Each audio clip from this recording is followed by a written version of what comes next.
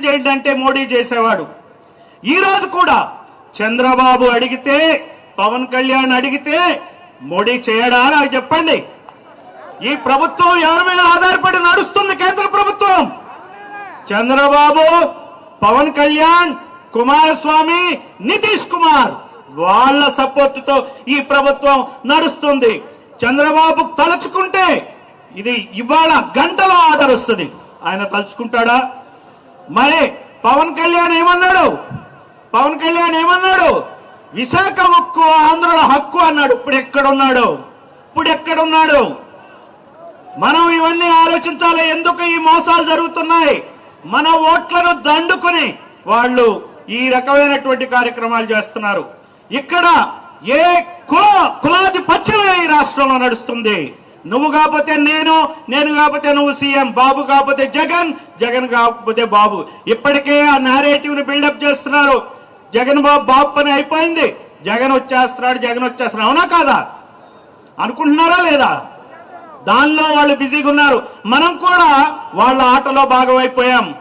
మనం ఒకవైపు కొంతమంది జగన్ వైపు ఉంటున్నారు, కొంతమంది బాబు వైపు ఉంటున్నారు. మనకెందుకండి ఈ పార్టీలు? మనకు అన్యాయం చేసే పార్టీల గురించి ఏంటండి మనం మాట్లాడేది?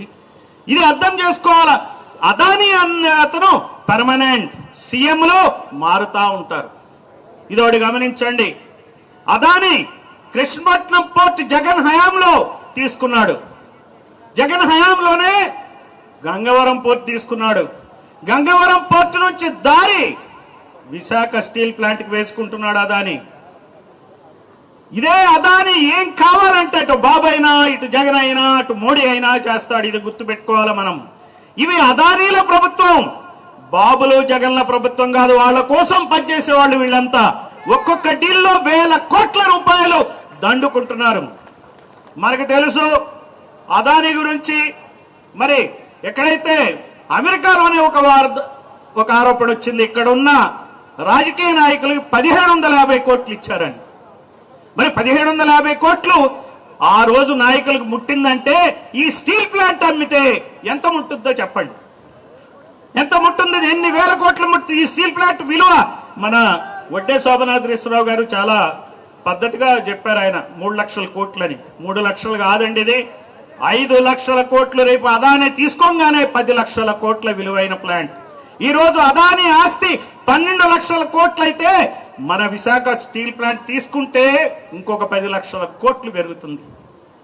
వాళ్ళకి ఇంత డబ్బు ఇక్కడ వస్తుంది, మన గురించి పట్టించుకోరు. అందుకనే మనం ముందు అవగాహనతో పోవాలా. మనం ఏదో చెప్పుకుంటా తిరుక్కుంటే ఎవడో చేస్తాడు అనుకుంటే ఎవడో చేయడు. మనం పోరాట పదాన్ని ఎంచుకోవాలా. మన నిరసన కార్యక్రమాలు తెలియజేయాలా. నిరసన తెలియజేయటానికి మనకొక పద్ధతి, ఒక రూపురేఖ ఉండాలా. రూపురేఖలు లేకుండా మనం ఎవరో అర్థం కాం. అందుకే నేను చెప్తున్నా, పెరియార్ మార్గంలో నడుద్దాం. పెరియార్ ఒకటే చెప్పాడు, నల్ల బ్యాడ్జీల ఉద్యమం చేపట్టాడు బ్రిటిష్ కాలంలోనే, బ్రిటిష్ పోలీసులకు వ్యతిరేకంగా. ఆ రోజున పోలీసులు వాళ్ళని అరెస్ట్ చేయటం మొదలుపెట్టారు. చేస్తే అట్లా కాదని చెప్పి నల్ల బ్యాడ్జీలు కాదు, నల్ల చొక్కాల ఉద్యమం మొదలు పెట్టాడు. ఎప్పుడు 1945లోనే. పెరియార్ ఆయన వయసు అప్పుడు 65 సంవత్సరాలు. ఆ ఉద్యమం ఫలితమే ఈ రోజున బ్లాక్ షర్ట్స్ మూవ్మెంట్ ఊపందుకుంది. కాబట్టి తమిళనాడులో ఈ రోజున బీసీల ప్రభుత్వం, ఎస్సీల ప్రభుత్వం, ముస్లింల ప్రభుత్వం నడుస్తుంది. అక్కడ వేరే కులాల ప్రభుత్వాలు నడవు. జయలలిత బ్రాహ్మణ ముఖ్యమంత్రి అయినా బీసీల మాట వినాల్సిందే. అందువలనే అక్కడ శాలం ఫ్యాక్టరీని ప్రైవేటైజ్ చేయటాన్ని రద్దు చేశారు తమిళనాడులో. ఈ దృష్టితో మనం ఒక నల్ల చొక్కాల ఉద్యమం మొదలు పెట్టండి. నేను అందుకే నల్ల చొక్కా వేసా.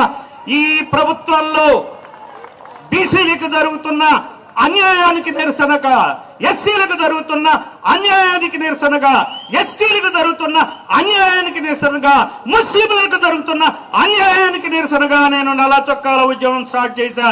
నల్ల చొక్కాలు వేయండి. ఆడవాళ్ళు నల్ల చొక్కాలు వేస్తే, నల్ల చీరలు వేస్తే బాగుండదు అనుకుంటే నల్లటిది వస్త్రం ఏదైనా షాల్ లాంటిది కప్పుకోండి. ఈ నిరసన మీరు తెలియజేయండి. ఊరు వాడలా, ఆఫీసులకు వెళ్ళినా, ఎక్కడికి వెళ్ళినా ఇచ్చేయండి. దీనికి పోలీస్ పర్మిషన్స్ అక్కర్లా. మిమ్మల్ని ఎవరు పట్టుకోరు. భయపడాల్సిన అవసరం లేదు. నల్ల చొక్కాల ఉద్యమం ద్వారా మనం ముందుకెళ్దాం. మనకున్నటువంటి ఏదైతే అన్యాయాలు జరుగుతున్నాయో దాన్ని నిలదీద్దాం. నిలదీయటానికి మీరేం చేయక్కర్లా, రోడ్డు మీదకి రావక్కర్లా, ధర్నాలు చేయక్కర్లా. నల్ల చొక్కాల ఉద్యమం ద్వారా దీన్ని నిరసన తెలియజేద్దాం. ప్రతి ఆఫీసులో, ప్రతి చోట, ప్రతి స్టీల్ ప్లాంట్ లో కూడా మనం ఇది చేయాలా. ఇంకొక మాట, ఎట్లా అయితే అమరావతిలో రైతులకి ఎకరానికి 1250 గజాలు ఇచ్చారో మనకు కూడా ఇక్కడ అలాగే ఇమ్మందాం.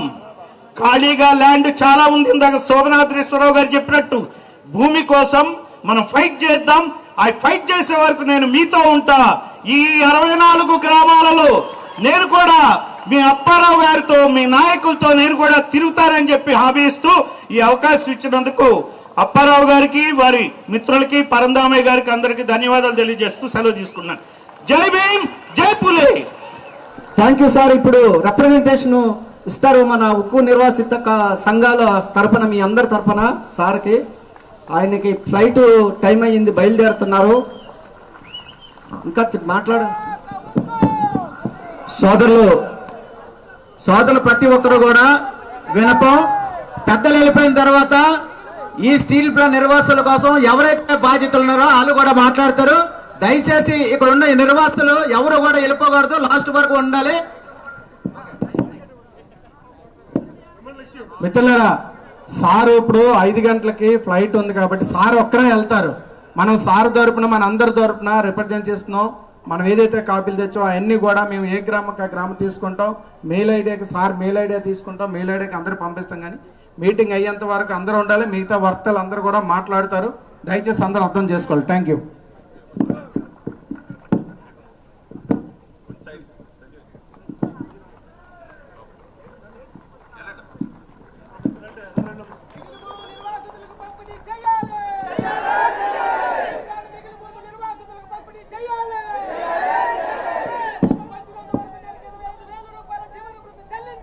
చెల్లించాలి, చెల్లించాలి. వడ్డలాలి, వడ్డలాలి. పోరాడదాం, పోరాడదాం.